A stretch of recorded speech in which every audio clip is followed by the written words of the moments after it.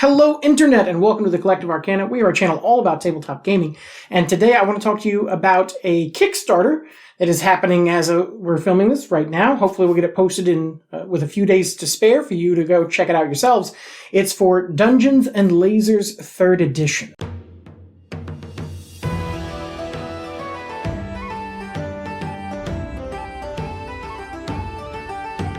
So Dungeons & Lasers is a modular terrain system that is pretty robust in terms of what is on offer, in terms of your options, and pretty simple in terms of getting it put together and using it in play. Before we get going, take a minute, subscribe if you haven't already. It really helps out the channel and lets us know when we're doing a good job, what you want to see, and comments as well, and likes and things like that. So please do that. We really appreciate it. Also, before we get going, I do want to say that Archon Studios, the makers of Dungeons & Lasers, are not sponsoring us. They have not done anything for me except offer a Kickstarter that I really enjoy and want to tell you about. So Dungeons & Lasers is a modular terrain system that is designed for pretty much any tabletop RPG.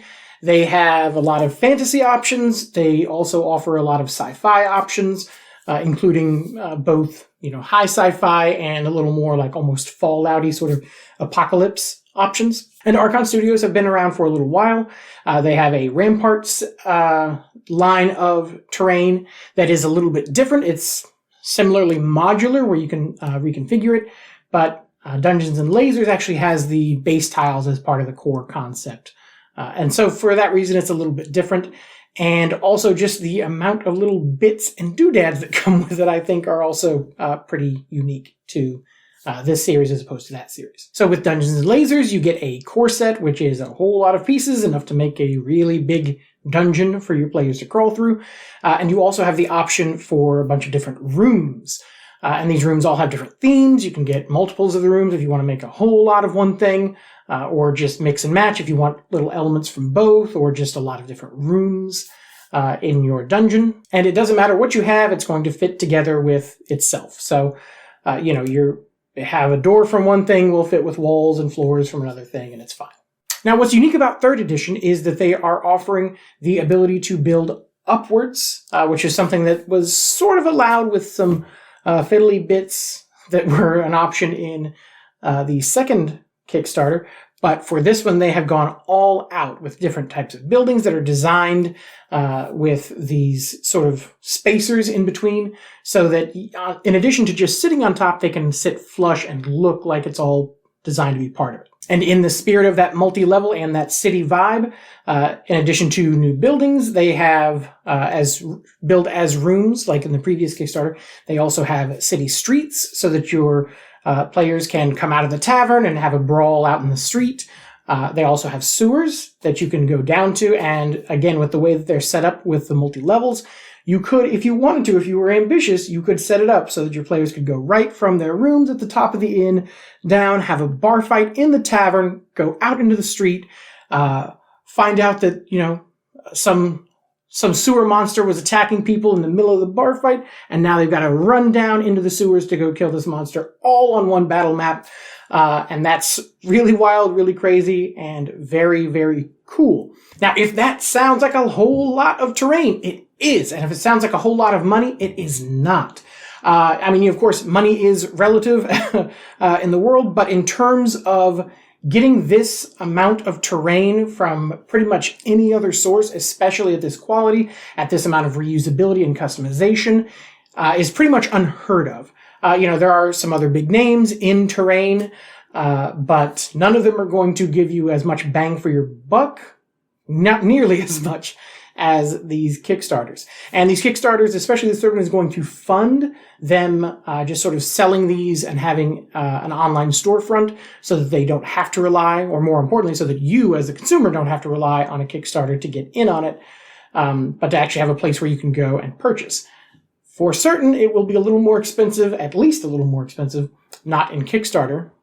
So for that reason, I want to tell you about this so you can jump in now. They have multiple different pledge options, as many Kickstarters do.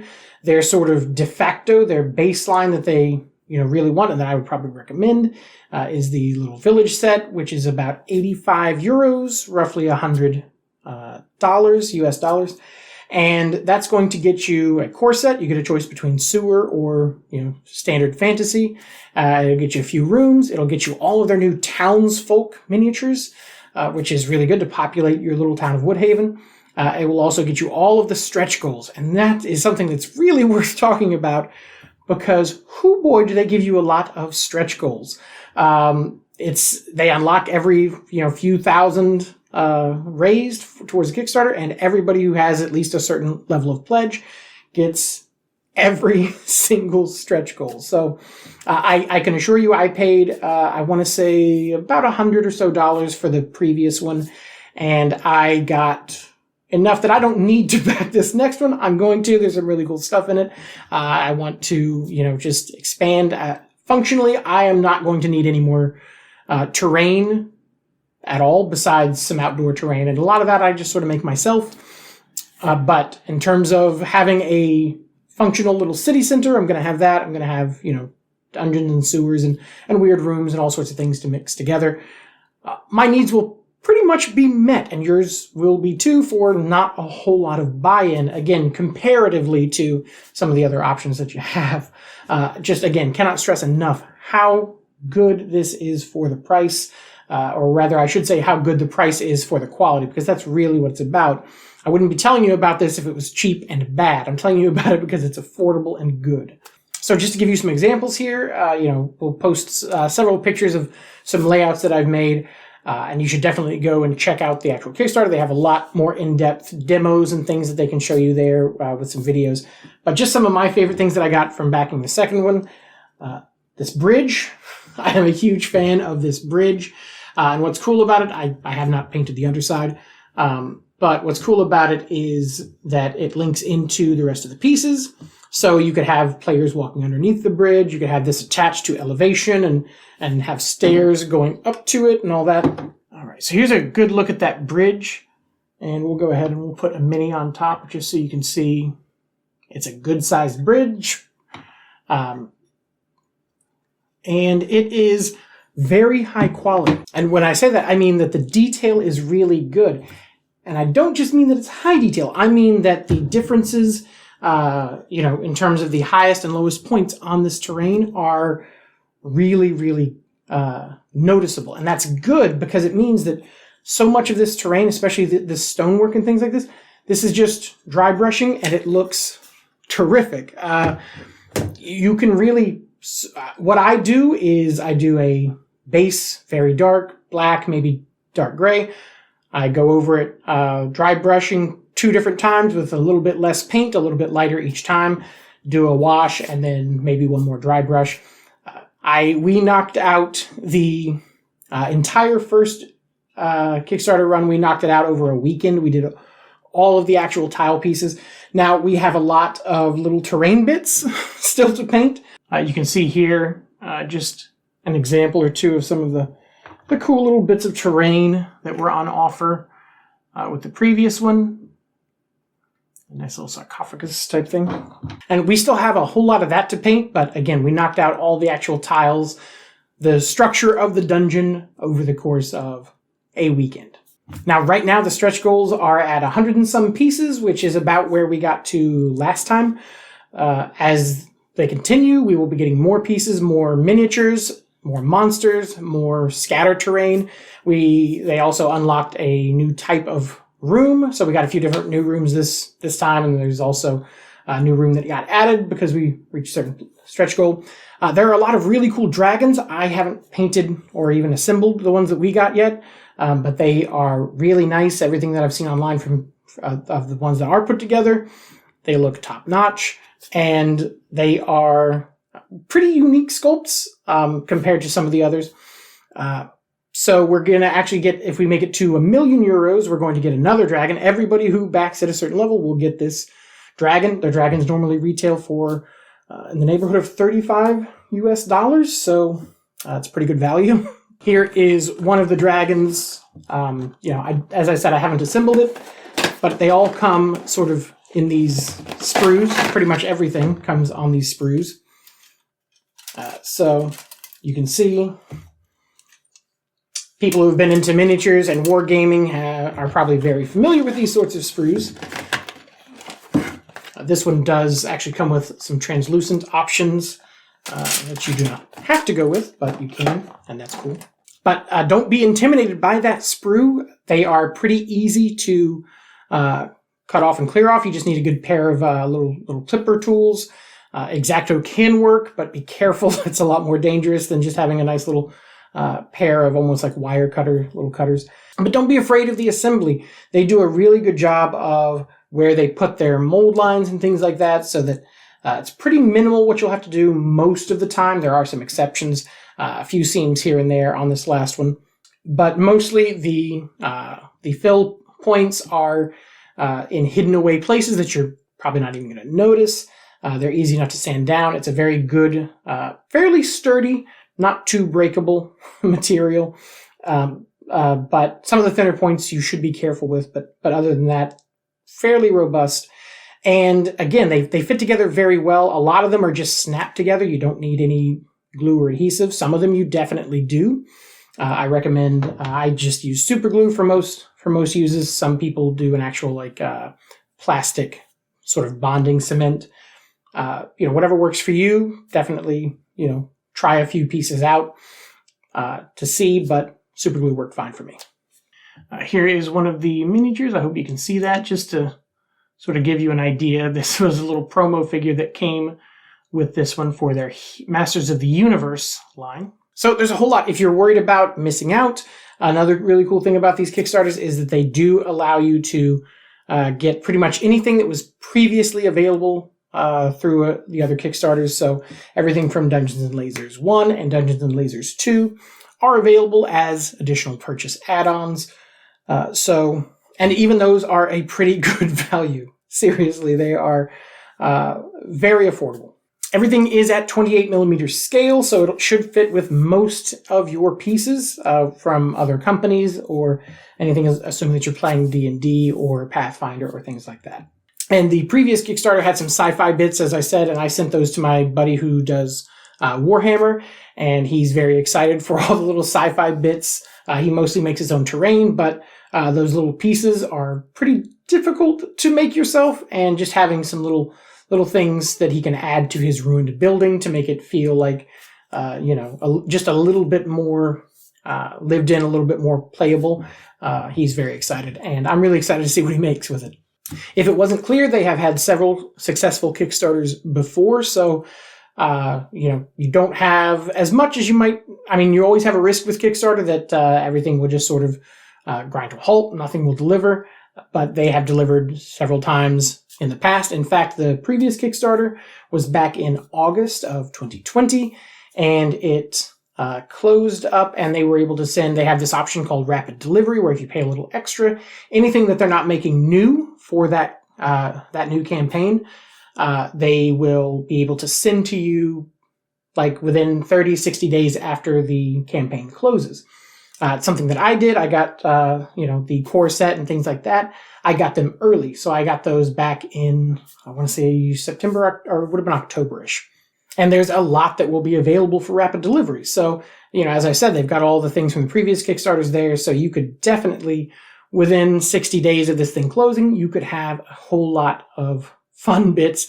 As people are going back to live games, hopefully here soon, it'll be really nice for you to be able to go back to that live game and have a whole new set of really good terrain to go with it. For the rest, it will ship, expected in August of 2022. I do want to say that the one that I backed back in August of 2020 was expected to deliver in August of 2021.